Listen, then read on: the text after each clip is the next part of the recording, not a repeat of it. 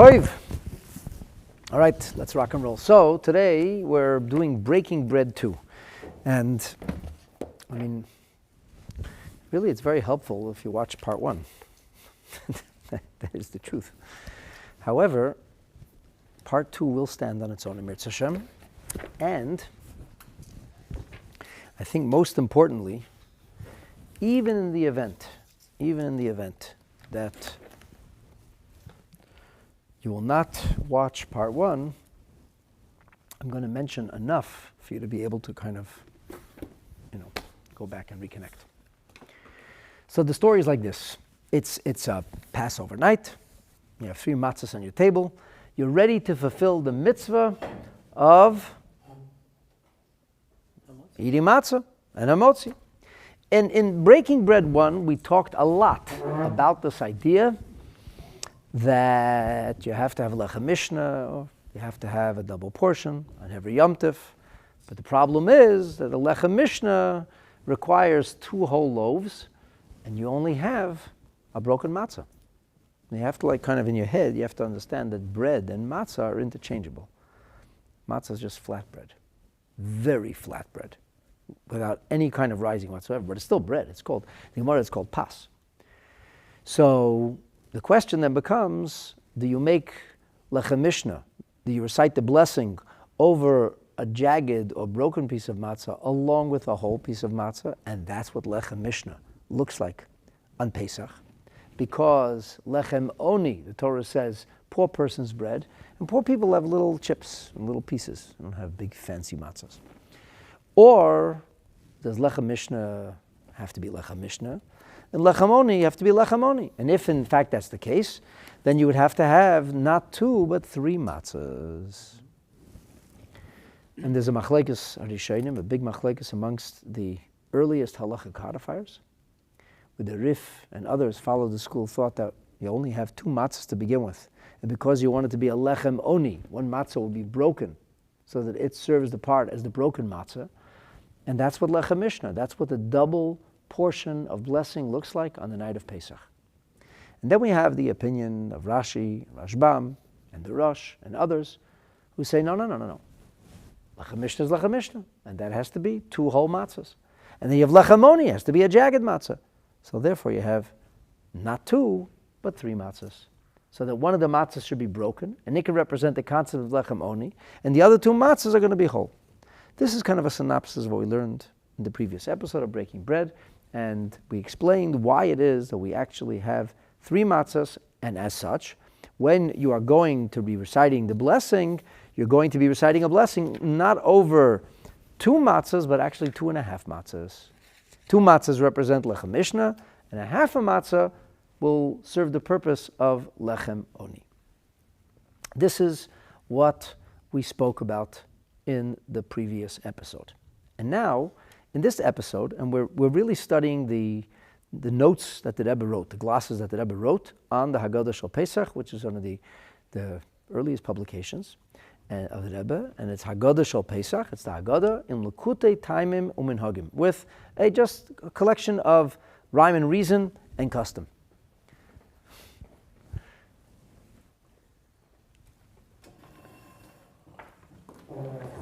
Okay, you're late, but you're on time, because we're just getting started.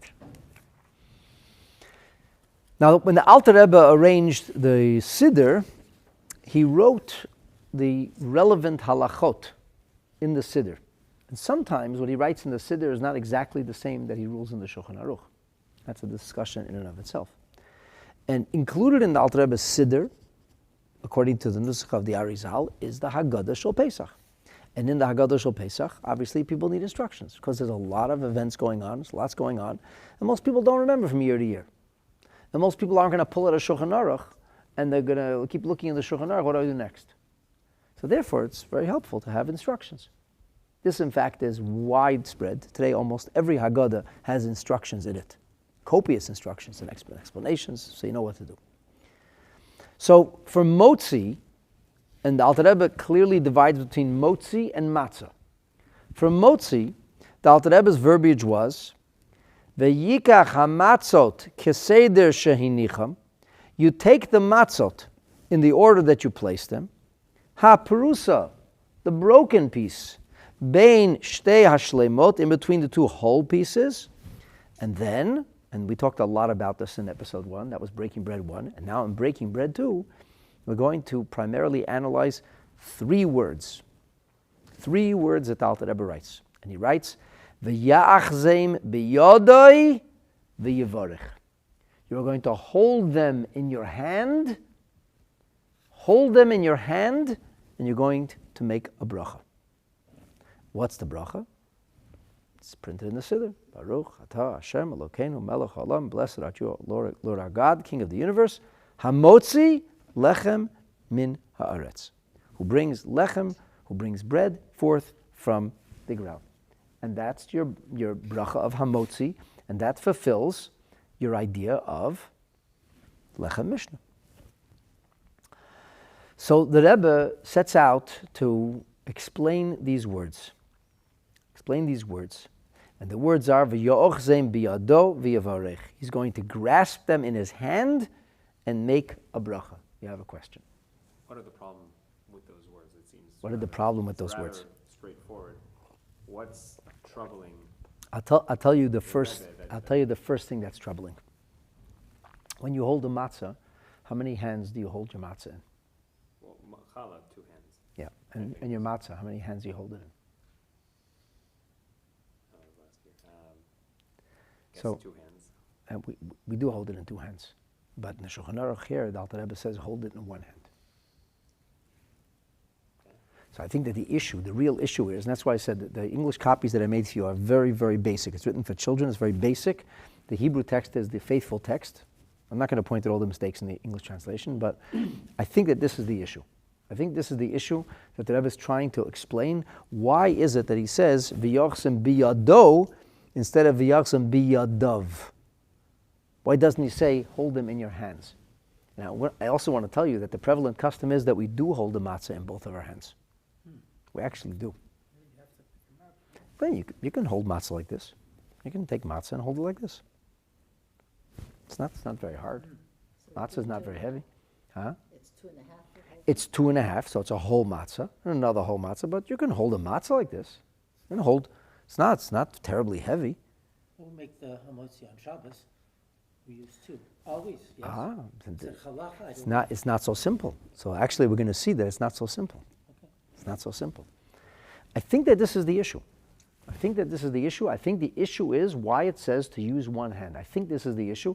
It doesn't say, Yitzi is asking, or it doesn't say Yad Yamino. That is correct. Biyado is singular, and it doesn't say, Yitzi points out very, very cleverly, it doesn't say Yad Yamino, and he's right about this. He's right about this, as you'll see. I want you to know, when I was preparing this class, I didn't know what was bothering the Rebbe either over here. And when I started to read the glosses and I started to do research and go back to the sources, it became more and more perplexing to me. And I think I figured this out, but I don't know for sure. But I think I finally made sense out of this. So the Rebbe says like this, and I'm going to share with you the process of how I came to my conclusion. I'm going to do this nice and slow. If you have any questions, please ask. And the same is for all of you wonderful people online. If you have any questions, please ask. Ask the question, but it has to be relevant to the subject. So the Rebbe says like this: Ki chol davar shemevarech alav, anything that you're going to make a bracha la'achlo, to eat it, tzarech le'echoz biyamino.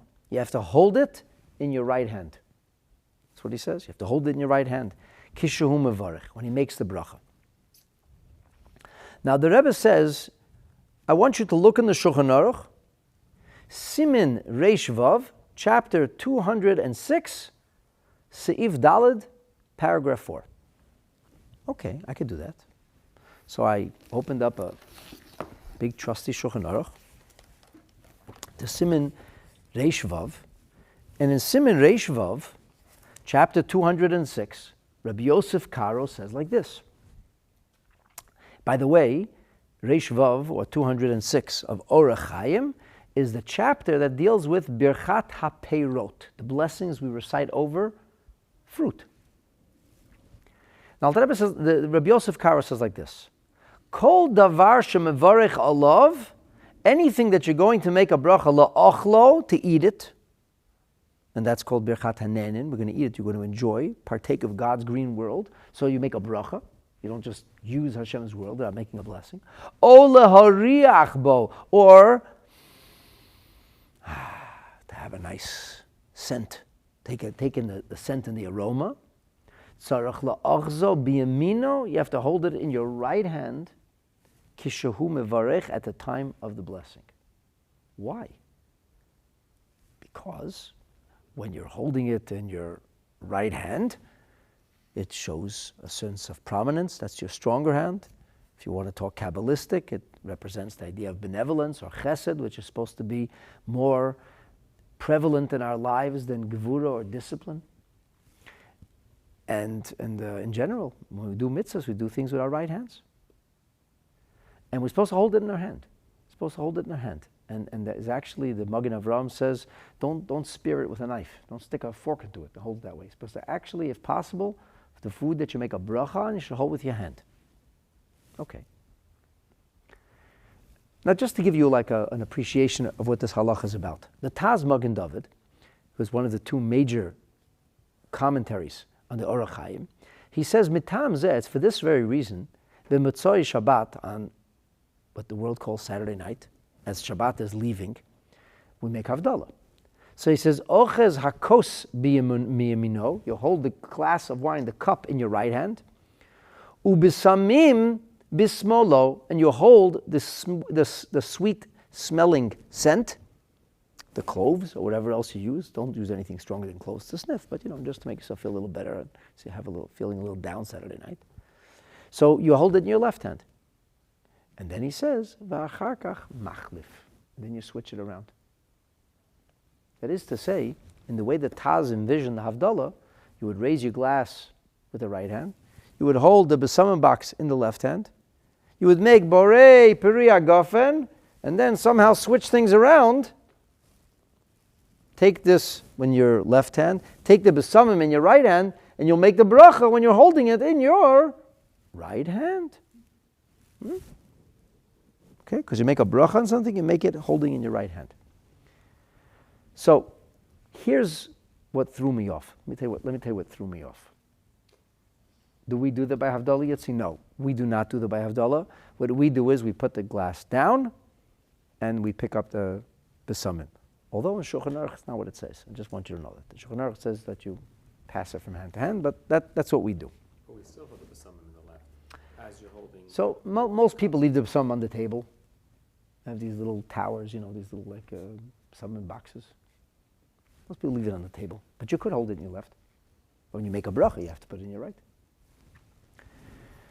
So here's the first thing that threw me off. We're talking here about matzah.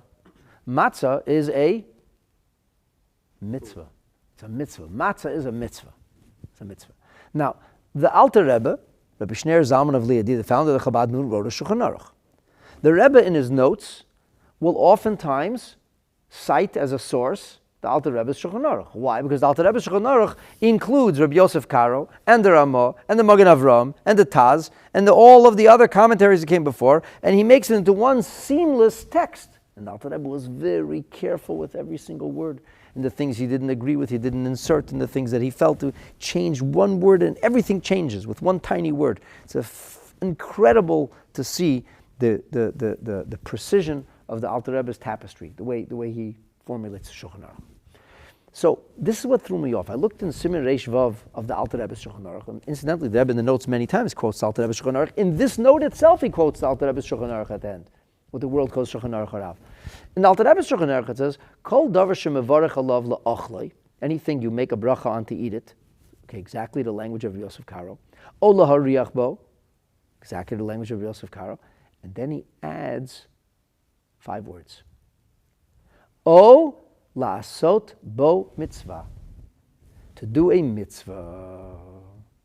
This is something else. This is something this comes from the Ravya. The Ravya was one of the greatest Rishonim who wrote a compilation of halacha on the entirety of the Shulchan Aruch. I'll tell you what his name was, Rabbi Eliezer, Rabbi Yoel Halevi. And he was a like considered one of the Balei HaTosfos. And in Sefer Ravia, he brings down this idea that it's also if you do a mitzvah. The Rebbe incorporates that. So I'm asking myself, I don't understand. This is a mitzvah. This is matzah. So if it's a mitzvah and it's matzah, why wouldn't the Rebbe look in the Alter Rebbe's Shulchan Aruch? Why does he send this off to the Shulchan Aruch Rabbi Yosef Karo, where the business of mitzvah is missing? So I didn't know the answer to that question, but this is like in my head. This is banging around my head. This is confusing me. Something isn't adding up, and I don't really know what. I still don't know what he's even saying. I don't know what Alter Rebbe is trying to say over here. And then it became even more confusing for me. It becomes even more confusing me because we're talking here about making hamotzi, right? Making hamotzi, okay. So, yeah. You said matzah is a mitzvah. Matzah is a mitzvah. Agreed. But there are two blessings that we say at the Seder about matzah. One is about the mitzvah of eating matzah, and the one is the regular hamotzi. Very good. Hold on to that thought. This is a key. This is a key to understanding that there's two elements in what we're doing now. And as we prepare to do this mitzvah, there's two elements. There's a hamotzi element, which includes the idea of making a bracha of hamotzi in general, but it also includes the idea of lechem mishnah, as we talked about in Breaking Bread 1. And then there's a second element, and that is the element of motzi matzah, of doing the mitzvah of matzah specifically. So you're not wrong about that. It's the mitzvah of lechem mishnah, but it's not the mitzvah of matzah. But what bothered me even more is that when you look in the Shulchan Aruch, not in the chapter that speaks about the bracha over fruits, but if you look in chapter 167 in Siman Kuf Samach Zayin, which is about B'tziyat HaPat, about breaking bread, over there Rabbi Yosef Karo says two things. He says, number one, Ein levarech kodam sheyitvos halechem. Do not make a bracha before you're holding the bread. You don't make a bracha when bread's on a table. You make a bracha when you're holding the bread. Why? Says Rav Magen Avram, very simple. The be'inon samoch lasiyasan. We need to go straight from the blessing into action. Straight into action. So you got to be holding the bread already. That's in paragraph 3. Paragraph 4. Yitain shtei yodav al hapas b'shas habracha. Place both hands upon the bread when you make a bracha. Place both hands upon the bread. Why? You just had one hand though. I know. This is what's throwing me off here. I know. Put both hands. Why? Look what he says here. Unbelievable. Sheyesh b'hem eser etzbaot. Because we have, Baruch Hashem, 10 fingers. Thank God. And that corresponds to eser mitzvot, 10 separate mitzvot, all of which are tluyot, are hinge on the idea of pat. Did you know that? To produce pat, bread. To produce a loaf of bread, you have 10 mitzvahs that govern you. 10 mitzvahs. And because there are 10 different mitzvahs, L'kach, therefore, yesh eser tevot bebirchat hamotzi, there are 10 words in the blessing of hamotzi. And there are 10 words in the pasuk, and here he cites Psalm 104, verse 14, where he speaks about Hashem taking out, he says, Matzmiach chotzer lebehema ve'eser, in that pasuk there is 10 words. And there is also 10 words in the pasuk, Eini kol elecha yisaberu. So these are psukim which speaks about Hashem providing us with sustenance, and sustenance and bread go hand in hand. And because of that, so that's why, and also in the pasuk of Eretz Chito Sa'ara, the verse that speaks about the land of Israel and speaks about the bread. So there's 10 verses in that pasuk also. And there's also 10 verses in the blessings of Isaac to Jacob. That's a whole lot of reasons. So we have a bunch of major verses, biblical verses, all of which speak about the concept of blessing and sustenance, and they all have 10 words. The bracha of hamotzi lechem in haaretz has 10 words. So therefore you should place 2 hands upon the bread. With both hands, make a bracha of hamotzi lechem in haaretz. Okay, now my head's ready to explode. We're talking here about bread, not fruit. Why in heaven are we making it in one hand when it's bread? It should be in two hands. So I don't know what's going on over here.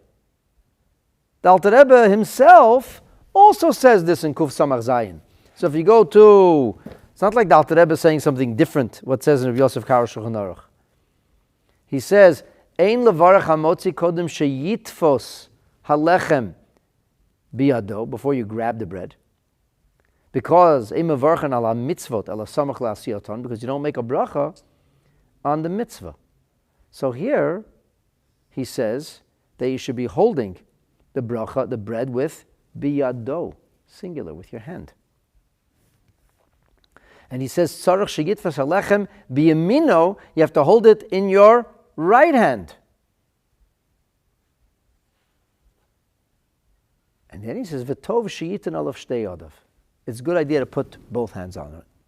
So first he says, you have to grab it with your right hand. And then he says, you have to be putting both hands. And there's a difference between the two. One is sheyitin, place your hands on it. Or as they say, lay your hands on it. And the other is hold it. There's two different things going on here. The placing of hands is hands, plural. The holding is singular. You grab the bread, you place your hands. Like from the bottom and from the top? I don't know. Doesn't say that. You understand what's going on here? There's something funny going on over here. I'm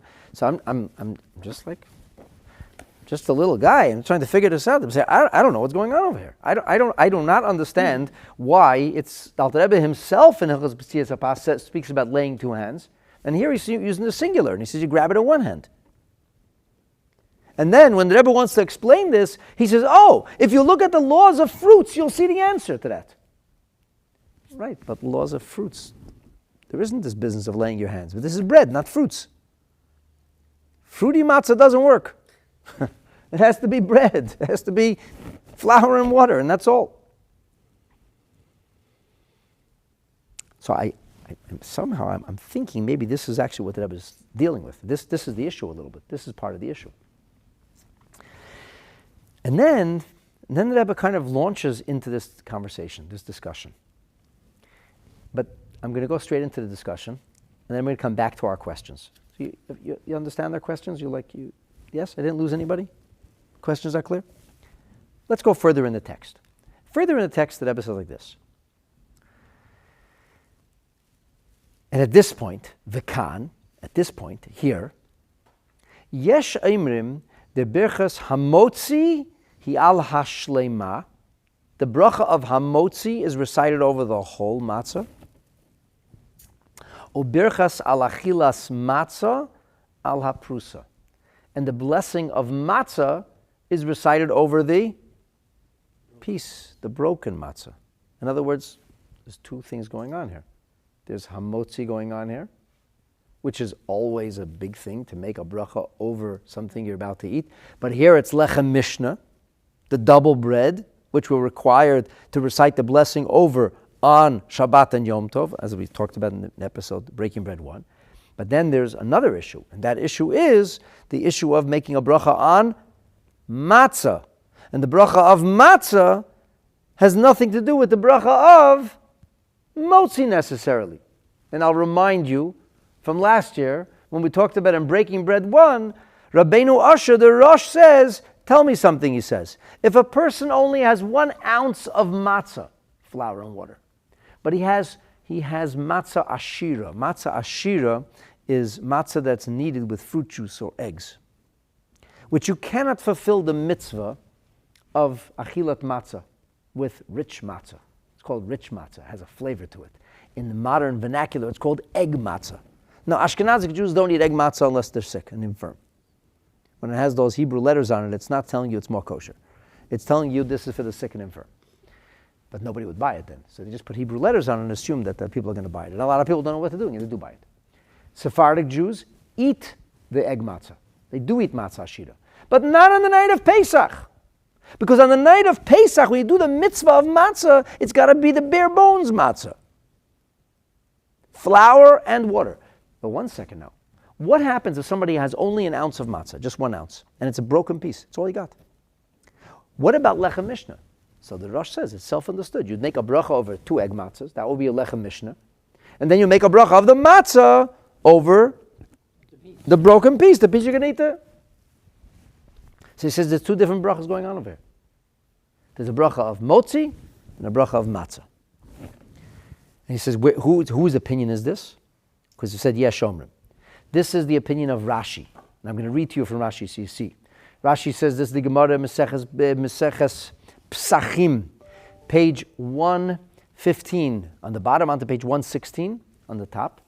That there's a discussion of what is lechem oni, and the discussion of lechem oni. That lechem oni represents the bread over which much is said. That's the concept of onim olav dvarim harbi, which means to raise your voice. And then the Gemara says there's another idea. Davar acher. Lechem oni. Oni is literally like poor. And ma oni, darke beprusa, just like a poor person. What does a poor person have? Big fancy matzahs. You get little pieces. So too afkan beprusa. Rashi says afkan. What does it mean afkan beprusa? Listen very carefully to Rashi's words. Afkan beprusa means levarech al achilat matzah. You need to have a broken piece of matzah in order to make the bracha of al achilat matzah. Shtei shleimot, you need to have 2 whole matzot. That's in order to make the bracha of hamotzi. So Rashi is very clear. The bracha of al achilat matzah, eating matzah, is on the broken piece. The bracha of hamotzi is on the whole matzah. It's not different than any other Yom Tov when you have to make a bracha over 2 matzahs. You have to have shleimot, and you have to make a bracha over 2 whole. So there's 2 separate brachas going on here. It's very clear. Rashbam says essentially the same thing. Afkam prusa levorech al achilas matzah, to make the bracha of al achilas matzah. Rashbam adds 1 word, shteki karis, whatever. So it's almost the same thing. This is also found in the rulings of Rabbeinu Usher, of the Rosh, who was the son-in-law of Maharami Rottenberg, or Meir of Rottenberg, was the leader of Ashkenazic Jewry, who had to flee for his life. Then he ends up in Spain, and the Ashkenazi disciple of the Ashkenazi Rebbe, Rav Meir of Rottenberg, becomes the chief Sephardic rabbi. The Rosh is an Ashkenaz Jew who ends up living in Spain, and he becomes the major posek for the Spanish Jews. And his son, Rabbi Yaakov, is the Balaturim. He writes the Torah. And he already is acclimatized. His mother is Ashkenazic, his father Ashkenazic, he's a grandson of Rav Meir of Rottenberg, son of the Rabbeinu Usher, and he's a full-on Sephardic Jew. He's the posek of the Sephardim. It's just funny. So the Rosh says, we expound Darshinan Lechem Oini Leprusa, a piece of matzah. Hainu, Oto lechem sheyotza bo al yedei achilat matzah. This is the bread you're going to fulfill your mitzvah of eating matzah with. Avol hamotzi, the bracha of hamotzi, pshita dal shleimim. Hamotzi has to be recited over a whole matzot, not piecemeal matzot. Dem ein lo lechem oni, because he doesn't have lechem oni for a kazayit, he'll make a bracha on the matzah ashira, on the other matzah, he'll make hamotzi, and then he'll make the bracha of al achilat matzah on the piece. So far you following? Okay. What is our issue here now? What is our issue here? Think about it. What is our issue here? Our issue is that when you make a bracha over something, you have to hold it in your right hand. So in that case, we should be holding the whole matzah in our right hand when we make the bracha of hamotzi lechem in aretz. What should we do afterwards? We should put down the whole matzah. We should pick up the piece of matzah, and we should make a bracha and say, Al achilat matzah. Don't we drop one of the matzahs? We're going to get there soon. We'll get there soon. We do drop the 3rd matzah. Very good. We're going to get there soon. But you will never understand why we drop the 3rd matzah if you don't get this straight. In other words, like this. The big question is, we have 2 different brachas to make now. We have a lechem mishnah obligation, and we have a matzah obligation. And they're not the same matzahs. One is on a piece of matzah, and one is on a whole matzah. So what we really should do then, we should pick up two matzahs, and what should we say on the two whole matzahs? Hamotzi lechem and aretz. And then we should put down the two matzahs. We finish by Hamotzi lechem and aretz. And then what should we do? We should pick up the other matzah and say, ala chilat matzah. Just like the Taz says we do with the cup of wine and the besamim. Here we're doing Havdalah, we're doing the formula, ending Shabbat as we welcome the work week, and we make a distinction between holy and the mundane and the profane. So we make a bracha bori priya gafen, we're holding the wine in our right hand. And then, switch hands, and put the besamim, the aromatic spices, in your right hand, and you make a bracha, borei minei besamim. Well, you wouldn't be able to do such a thing, because you can't hold the left, in your left hand, the small broken matzah that you want to make al achilas matzah on. Yeah. And with two hands still, 10 fingers. We never talked about two hands. First of all, it never says you have to hold. It doesn't say you have to hold. It says you have to lay the hands. You place your hands on the bread. There's a difference between holding and placing. When you make the hamotzi lechem and aretz, you're lifting up hamotzi, you're lifting up with your right hand, and you place the other hand. You're not holding it with the other hand. You're holding it with one hand, and you're merely placing the other hand. So really what we could do is we can hold the matzahs, hold them, we can touch it or place our hand underneath it, but we're holding it with our right hand, make a bracha of hamotzi lechem and aretz. Then we put it on the side.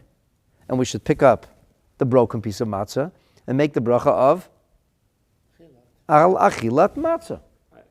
My comment was in parallel to the Havdalah ceremony, where you're not actually making a bracha on the besamim yet, but still the Taz, I think you said, says the Taz says hold it in your left hand. He does say that. Hold the besamim in your left hand. He does say that. that. Making a bracha on it right True. But really, there doesn't seem to be any reason why you can't have the besamim on the table, which is most common these days, and you simply lift it up with your right hand. And that's what we do. The prevalent custom, incidentally, is people place the wine down and pick up the besamim. If there are two different blessings, and this really is the big issue over here. The big issue here is that the Alter Rebbe wrote, and this is what the Rebbe is, I think, getting at. He said, "V'yikach hamatzot." You take all the matzot, kiseder shehinicham, in the order that you place them. Haprusa bein shtei hashleimot. The broken piece is sandwiched between the two whole matzot, and here he says v'yochzem. You hold them. Doesn't say place your hand. You hold them. Biyado, singular, in your right hand. V'yivarech, and you make a bracha. So 1 second. Why am I holding two whole matzahs and sandwiched in between is a broken matzah? Just by the way, besides everything else, I'm not really even holding the middle matzah directly. I'm holding a top matzah and a bottom matzah, and the middle matzah is like stuck in between. I'm not even touching the middle matzah.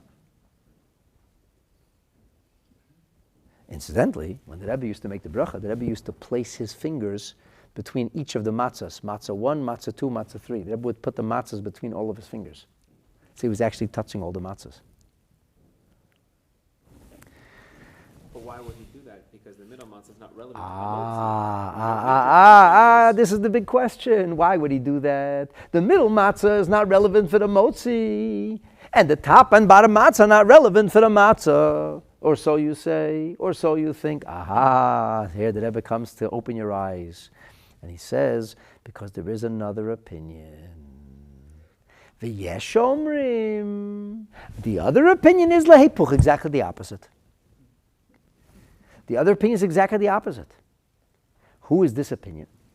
This opinion is the Sefer Mitzvahs Gadol, the Smag, one of the great Balei HaTosfos of Moshe of Kusi, Ravon, another one of the great Balei HaTosfos, as well as the Tosfos himself. So the Tosfos himself, in our Tosfos in our Gemara, the Gemara says that Rabbeinu Yitzchak, Ri, Hayimavarech HaMoitzi al HaShleima, he would make the bracha on the Shleima, and afterwards he would make Achilat Matzah ala Prusa. That's how the Tosfos ends on Daf Kuf Tezayin. But the beginning of Tosfos says the other way around. And I had a hard time understanding this. I had a hard time understanding this because what's the svara? Why should the hamotzi be on the piece? Why should the hamotzi be on the piece and the alachilat matzah be on the whole matzah? You asking why it isn't? What's the logic? Till now we're saying the logic is that you have to eat matzah, and matzah is poor man's bread, and poor man's bread is broken, so therefore you have to make a bracha alachilat matzah on a broken piece of matzah. Now we're saying lehepuch, that the opinion of Ravon and the opinion of the Sefer Mitzvahs Godel and the opinion of the Tosfos and many of the Goyinim, including Rebbe Chanano, is that we should make the hamotzi on the broken piece and the alachilat matzah on the whole piece. But how would they fulfill, according to that opinion, how would they fulfill Lechem So Mishnah? I found they would fill Lechem Mishnah with 2 whole pieces. However, they would still be holding 2 whole matzahs, but the bracha would be on the broken piece. By 1 second. I want to back up for a second. I want to reiterate your question. You want to know how would they fulfill the mitzvah of Lechem Mishnah with a broken piece of matzah? That's the opinion of the Riff. The Riff says you don't need 3 matzahs. The Riff says you have the Lechem Mishnah of Pesach is different than every other Lechem Mishnah of the whole year, because the Lechem Mishnah of Pesach is a broken and a whole. That's what Passover bread looks like. That's what Passover bread looks like. Which explains why we dropped the 3rd matzah. We'll get to that in a second, the 3rd matzah. So the answer, my dear friends, I found in the Sefer Ravia. Rebbe Lezer ben Yoel. Rebbe Lezer ben Yoel Halevi says like this.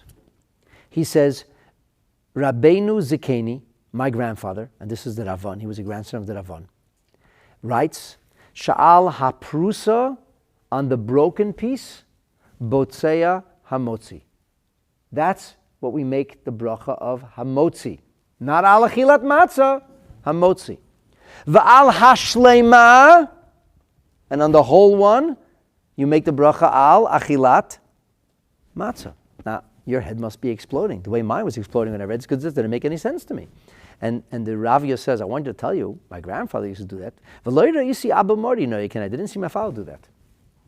And he says, but what is the reason of my grandfather? What's the it has to be a Torah logic. Listen, this is unbelievable. This was like the lights went on for me. He says, V'ta'am shel zikeni, the logic behind my grandfather was, Mishum darko shel ani beprusa kol hashana. Darko shel ani. What does darko shel ani mean? The way of a poor person. The way of a poor person. The rich person has nice Kaiser rolls and bagels and loaves, and the poor person eats scraps. A piece here, a piece there, whatever he can scrap together, because he's never poor. He has leftovers. Poor people end up eating leftovers. So leftovers are pieces. And he says, in other words, the hamotzi on Pesach has to be made the way a poor man makes hamotzi a whole year. Wow. The hamotzi, not the alachilas matzah, but achilas matzah, he says, he doesn't say this out, but this is my understanding, matzah is a mitzvah, and mitzvahs always have to be done in the most beautiful way. He said, a mitzvah, you make on a full matzah. It's a mitzvah, you make it a full matzah. It's just that on Pesach, we identify with the poor person. Which is very strange, by the way, because on Pesach everything's supposed to be very opulent and very rich. But maybe we have to feel the poor person a little bit. So we have to feel what it's like to make a bracha over a scrap instead of a whole. It's a totally different approach. On Shabbos, he'd follow the same way? On Shabbos, for sure, you have to... What, you mean Shabbos on Pesach? No. Regular Shabbos, for sure, is too whole. For sure, always has to be whole. In general, bracha has to be overall. It's about the consciousness of lechem oni. It's about feeling the pain of the poor person. Feeling the pain of the pain person. The pain of the poor person. The way of the poor person. It's a totally different approach. We refine, we think of... We do all that things, but about the bread, about the matzah, it says lechem oni. Right? Everything is rich except the matzah. We don't have matzah ashir, we don't have rich matzah. We have impoverished matzah, plain matzah. So the Rebbe says now what happens is we have these 2 different opinions. So one opinion says the hamotzi should be over the whole matzah, and the alachilat matzah should be made over the broken matzah. Another opinion says the hamotzi should be made over the broken matzah, and the alachilat matzah should be made over the whole matzah. How are we going to be able to fulfill both opinions? Says the Rebbe, Velotzeis ya yidei shneihem, in order to fulfill both opinions, ochez shteihem biyodo, you hold both in your hand. In other words, the emphasis here is not on the laying of hands. The emphasis here on doing a mitzvah. In order to fulfill both opinions, I actually have to be holding the whole matzah and the broken matzah. And if I'm holding the whole matzah and the broken matzah during both brachot, I have creatively fulfilled all opinions. Because I made the bracha of hamotzi lechem in aretz, and I was holding the broken piece and the whole matzah. And it made the bracha of al achilat matzah, and I was holding the whole matzah, and I was holding the broken matzah. And this explains why the Rebbe used to make sure that he would hold it between his fingers. So his fingers were touching each of the matzah. He didn't hold the middle matzah sandwiched between the top and bottom. Because if he only sandwiches the middle matzah between the top and bottom, then in that case, then you're not holding the middle matzah. So the Rebbe was very careful to hold all three matzahs. The only thing that's not clear is the second hand. Because he says his words are very precise. Right, it's not clear. So that's why I think what's going on here is that there is a distinction between the laying of hands and the holding. And I want to point it out to you in two ways. When the Alter Rebbe speaks about the concept of 10 fingers, first he says a halacha. The first halacha he says is, Ein levarach hamotzi kodim sheyitfos halechem biyado. Don't make the bracha of hamotzi before you grasped the bread. You have to have taken it in hand. He says biyado, singular. You have to have taken possession in hand. Then he says, tzarach sheyitvos halechem biyamino. You have to hold it in your right hand, because everything you make a bracha on, tzarach le'echos b'shas habracha, v'tov sheyitein olav shtei yadav. You have to hold it in your right hand, but it's good for both hands to be placed upon it. In other words, there's a difference between holding it with two hands or holding it with two hands, but holding it with one hand, but placing the second hand there as well. The Alter Rebbe, when he says a different shita, one of the rules in Alter Rebbe Shulchan Aruch will say, one opinion is such and such. Another opinion is different. See, if you look in the big Shulchan Aruch, it says like this: Ein levarach kodem sheyitfos halechem. Don't make the bracha before you grasp the bread. Then it says yitein shtei yadav ala pas. Place two hands on the bread. When the Alter Rebbe speaks about this, he uses a different language. He says tzarach sheyitfos halechem biyamino. You have to hold it in your right hand. Why? Because whenever you make a bracha, you have to hold it in your right hand. V'tov sheyiten olav shtei yadav. It's good to place both hands. He doesn't say tov sheyechos b'shtei yadav. He doesn't say hold it with both hands. He says touch it with both hands. Touching and holding are not the same. When you're holding it with one hand, Yeah. is it necessary to pick it up, or can you just... That's a good question. You have to lift it slightly because you're actually lifting it, right? But you can be touching it with one hand, but holding it with one hand. What hand are you holding it with? And this is the reason that the Alter Rebbe sends us off to the big Shulchan Aruch. I'm theorizing. That's why he sends us off to the big Shulchan Aruch, not of the bracha of bread, because it's not clear in the big Shulchan Aruch about the bracha of bread. He sends us off to the big Shulchan Aruch with Peirus, Reish Vav 206, because over there it says clearly, Kol davar shemavarech alav tzarech le'ochzo. It doesn't say bread. Anything you make a bracha on, you have to hold it. There's a separate thing with bread, have both hands on it. Having hands on something is not the same as holding something. And I think that the Rebbe specifically wants to show us that it's in the big Shulchan Aruch. It's in, Yosef Karo rules this. And he doesn't want to mix in the business with mitzvah. Not because this is a mitzvah. On the contrary, our issue is maybe because of the hamotzi. That's our issue. And because maybe the top matzah, the whole matzah is the hamotzi. Maybe the middle matzah is the hamotzi. I don't know. Maybe the top matzah is the al achilat matzah. Maybe the middle matzah is al achilat matzah. since I'm not 100% sure, what's the smartest way to do this? To hold both matzot with my hand, and my other hand will be right there. I'm holding it with one hand, I'm placing the other hand, but that's for two separate reasons. The placing of hands is because of the concept of the 10 verses and the 10 mitzvot and so on and so forth. But the holding is because when I'm making a bracha, I hold it. It's not just because of a mitzvah. You have to start this from the hamotzi, from the beginning, from the get-go. This is the proper way to break the bread. And we don't have this problem any other time during the year. There is never a time during the year where you have this issue.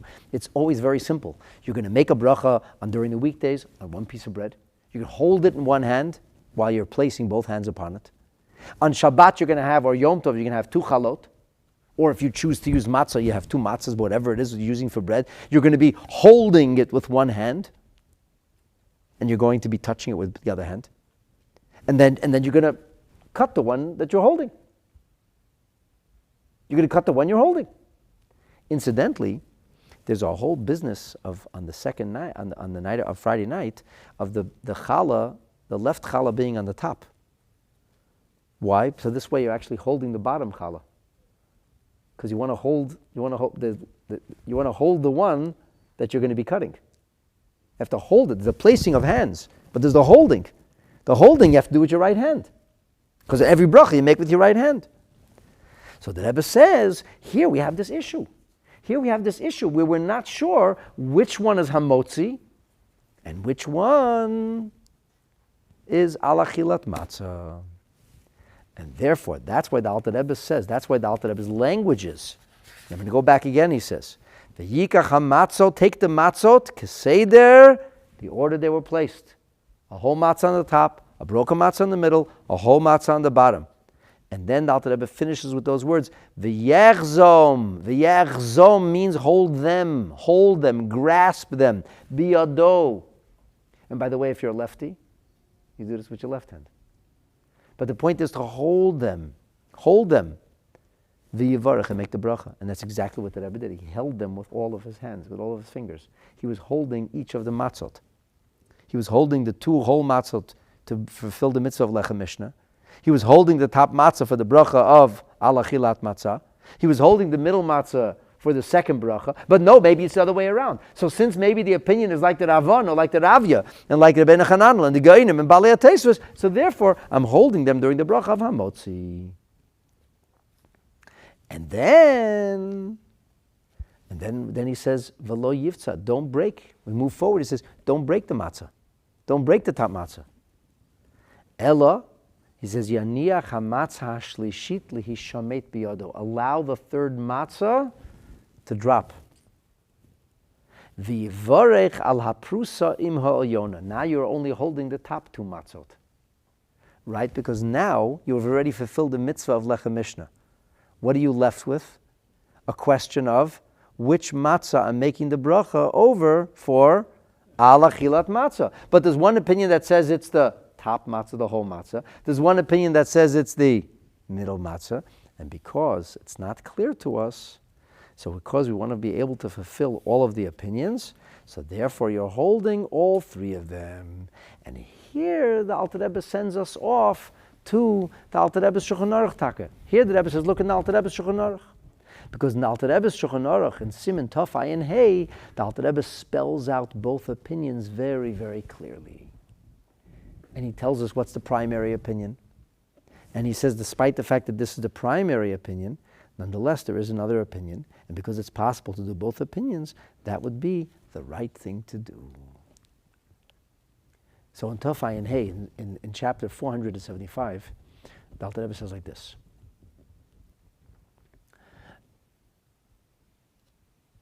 After you make the bracha of Hamotzi, you can drop the third matzah. You're going to hold the prusa, you hold the piece of the matzah, and you're going to hold the top matzah.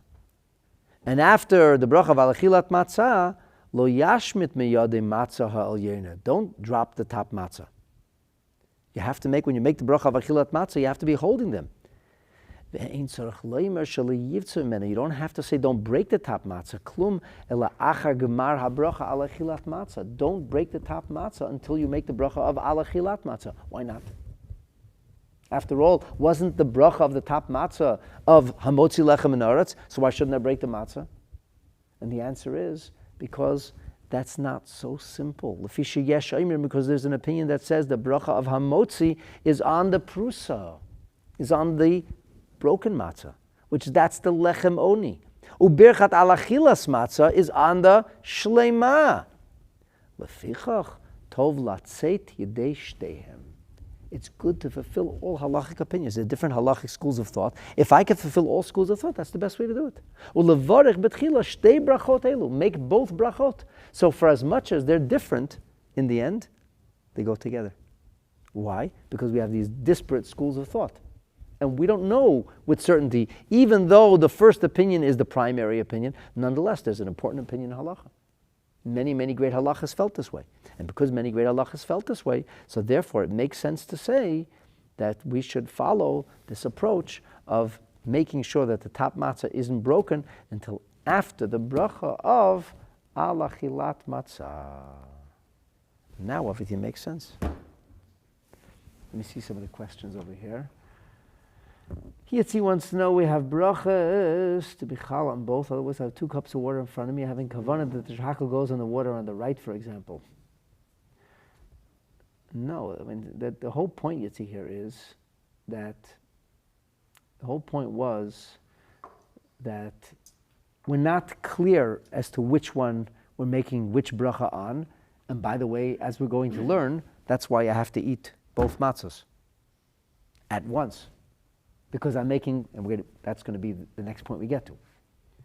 Did the Rebbe touch both chalas with both hands during the year by Lechem Mishnah? I don't know the answer to that question. You'd say, I don't know if anybody knows the answer to that question, because it's hard to know which hand you're holding with and which hand is just placed over there. Should we uncover the top matzah also during the Haggadah? No, doesn't say this. No. Lechem Oni for sure is the broken piece. But that's not the achilat matzah. In other words, here would be a distinction between the achilat matzah and the lechem oni. Now, here becomes the big question. The big question is, why did we drop the third matzah? What's wrong with holding on to the third matzah? Who's it bothering? Why do I have to drop the third matzah? Especially because here in the Haggadah, the Rebbe adds, v'yechaven, you should have in mind, lifter gamkein, achilat hakricha. You should have in mind also to fulfill the korech. Shemi matzah hashlishit. We do the korech from the third matzah. So you should have that in mind. V'gam achilat ha'afikomen, which is not even there on the table. It's in the pillows. Yifte b'bracha zu. So the Rebbe then asked the question, so why are we dropping the third matzah? If after all, when we make the bracha of alachilat matzah, we're having in mind afikomen, and we're having in mind also the korech, because according to Hillel, as we learned, the way you would fulfill the mitzvah of matzah would be dafka with moror. So therefore there would be a rabbinic obligation to eat the matzah that way, when we don't have the korban Pesach. Comes the question, why are we dropping the third matzah? It's part of the running. You're having a mind for this also. So the Rebbe says, Yesh leimar. This is just his suggestion. This is kedei lahares shekol b'chol ze iker shaychut brachazu l'matzah aleph and beis. The main focus of the blessing is the top matzah or the second matzah. The middle matzah is not the main focus. Va'afilu l'das Hillel. And even according to the opinion of Hillel, u'keniskilel piska b'keirach, and we talked about earlier in the piska of keirach, that this is the way Hillel would have. If the Chachamim would have told you to eat maror, they would have told you to eat it with the matzah, because that's the way you eat maror. So the rabbinic mitzvah of maror is with matzah. So that's very nice, but that's not the main mitzvah of matzah. That's the mitzvah of maror. That's rabbinic matzah. It's a maror matzah. It's not a matzah matzah. Matzah is a mitzvah on its own. It seems even more likely to say, says the Rebbe, because people will make the mistake and break the third matzah too, thinking they have to eat that also now. And that in fact is not the case. We find, why do we hide the afikomen? And don't tell me it's in order to steal the afikomen or to find the afikomen. For the kids. So not really. Not really, because the Rambam, when he talks about this, he says they grab matzah from one another. The point is to make games for the kids. But why do we have this business of setting it aside? The afikoman is set aside. The point is to make kids interested. You don't have to have them running after the matzah all the time. I'd rather have them at the table. But in my Seder, I have something called the afikoman prize. You know what the afikoman prize is? If you're up when Eliyahu Navi comes, you get the prize. That's the deal. If you fall asleep, you don't get the prize. That's your afikoman. We have this thing. We don't want the children to steal. We don't want them to get used to stealing. Stay up, you get the prize. As long as you're up, you get it. You're here to greet, and they kill each other. I mean, now they're bigger. They kill themselves to stay awake. Now the big kids already have to be awake and go to the door for Eliyahu Navi. We get there. Once they're up. They did the whole mitzvah already. So why do we put the afikoman on the side? You know why? Because it's very easy to get confused. Matzah doesn't exactly have identifying marks on it. Matzah is matzah. So we put it on the side. So we shouldn't get confused. There's a big part and a small part. The little part stays with you. The big part gets set aside. We put this on Pesach. We try to keep everything orderly. And we know also that people are forgetful. That's just the nature. And now everything just makes sense. Now the breaking bread business pashut makes sense. And this is the Rebbe is reading into those tiny little words of what the Alter Rebbe is saying. And this is why we hold on to the matzah in the way we hold on to it, instead of, and the point is indeed to hold on, like I told you, the Rebbe put his fingers in between, he was actually holding each of the matzahs. But this leads us into a very interesting place. If that becomes the issue, then the question is, so what do you eat? Which matzah do you eat for the achilat matzah? And which matzah do you eat for the hamotzi? And this is a complex thing, which we're going to talk about, Bezrat Hashem, in the next class. But I want to just finish off. What's the question though? Because you eat them at the same time. You don't eat hamotzi and then say achilat matzah. But you see, actually what you said sounds very simple, but it's not so simple at all. What do you mean you eat them at the same time? You make 2 brachas, yeah, and then everyone gets a piece of matzah. Yeah, but if everybody gets a piece of matzah, which piece did they get from? Did they get the hamotzi piece or the alachilat matzah piece? Well, more important than everybody else, the person that has the Seder plate, which matzah is he eating for the alachilat matzah? The middle matzah or the top matzah? Because here you were just a hero and you made brachas on that work for either, so which one are you eating?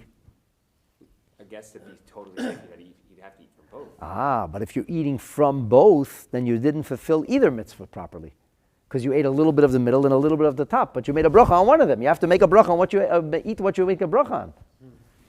So we're going to get, this is going to be the subject of next week's class. But I just want to finish off now that the Rebbe points out that even though you're having in mind the eating of the korech, nonetheless, he says that's why v'lechein nizharin b'natayim misicha shleim ein asuda. Therefore, he brings out from Rabbi Chil, the brother of the Balaturim, as whether the Even Hayarchi, that these Rishonim say, therefore we should be careful not to speak. And this is very, very relevant. This is practical.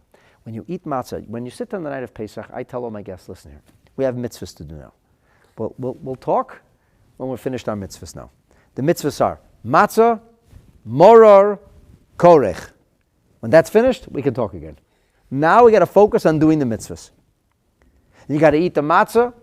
You got to go straight to the moror. It's all prepared already. And you got to go straight to the korech. And indeed, the Torah's brother and the Even Yarchi both say that you should be careful not to speak in between. Because speaking becomes interruption. And the bracha of alachilat matzah is going straight through to that matzah as well. So therefore, it's better not to make it. So then in that case, the Rebbe says, then should we not be speaking until after the meal to eat afikoman? Because we just read here, you have to. So here, the Rebbe says that this is from the Shalah. This is not brought in the Shulchan Aruch. This is only in the Shalah. And the Rebbe says, Chumra Yeseiruhu. He cites out the Rebbe's Shulchan Aruch saying that is an over-the-top stringency. Because then you'll have a whole Pesach meal where nobody speaks to each other. And therefore, it'll be a kosher Pesach, but not a freilich Pesach. Everybody's sitting around the table, a bunch of angry people. So that doesn't work. And the point of mitzvahs is it should be a pleasure, and it's a sudas yom tov. And of course, you're going to speak words of Torah, and you're going to tell more about the Yetzias Mitzrayim and the stories of Yetzias Mitzrayim, and words of inspiration and insight. Therefore, because it's a chumra yeseda, the Alter Rebbe says, ein nizharin behefsek sicha. This, we're not actually careful. And you're going to think, okay, that's us, that's just us regular people. But big tzaddikim, I bet you they don't speak a word until after the afikoman. The Rebbe says wrong. Minig beisarav. That's how it was by the Rabbeim, that the Rabbeim did speak. They didn't speak between matzah mor korech, but afterwards at the meal they did speak. They did speak, and that's fine. So, in Bezrat Hashem, in our next class, we're going to talk, first of all, about the bracha of al achilat matzah. It's very specific. It's not le'echol, but al achilat. And we're going to talk about that. Why is the bracha of eating matzah in this way? And we're going to talk about, as a result of the breaking bread protocol, we're going to talk about how you actually have to eat your matzah. And this is extremely relevant and extremely important. And from my experience, something that most people are not careful about, probably because they simply don't know. But we're going to get this hammered down. Okay, now you know how to break the bread. In next week's episode, we'll learn how to eat it. All right, Rabbi Say Shkoyach. Thank you for joining. And Besudas Tevis. HaKadosh Baruch Hu should help us this year when we're eating the matzah. We should be eating the korban Pesach as well, the way it was always meant to be, with the coming of Mashiach, B'mheira U'B'yameinu.